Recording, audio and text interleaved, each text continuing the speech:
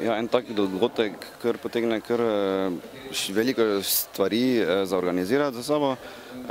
Letos je prijavljenih bilo 28 ekip, od tega so bile 4 srednje šole in 24 ekip iz univerz. Prijavljene so bile ekipe iz Slovenije, torej Maribor, Ljubljana, potem tudi iz Egipta, iz Turčije, iz Poljske, iz Bosne in prav tako tudi iz Srbije. Za vse je bilo potrebno seveda organizirati tudi prenočišča, tekmovanje traja 3 dni in poleg gradnje mostov jim organiziramo tudi ogled Maribora in pa večerne aktivnosti, da poleg tekmovanja tudi se podružijo in med sabo spoznajo. Super, pa še malo o pravilih tekmovanja. Letos so bila dana pravila 1 meter razpona, v višino nismo omejili dobene mere, to pomeni, da so lahko mostovi bili različne velikosti. Če pogledate, tudi vidite, da so res različnih velikosti.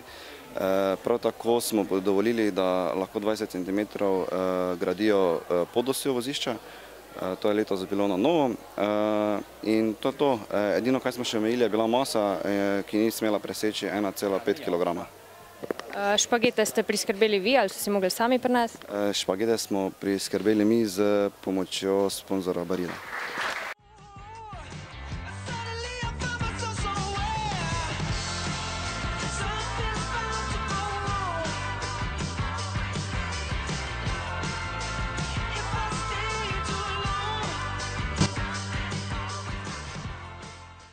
Kak je recept za najbolj trden most iz špagetov? Najbolj trden most, probuješ recepte, ne moreš točno ga vedeti, ampak smisel je v detajlih.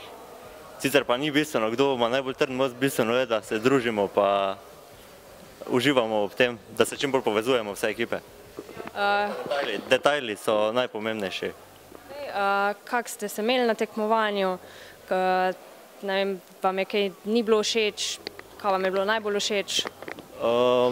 Ni, da mi kaj ne bi bilo všeč, oziroma vse je bilo dobro, res je bilo zanimivo, 3 dni smo uživali,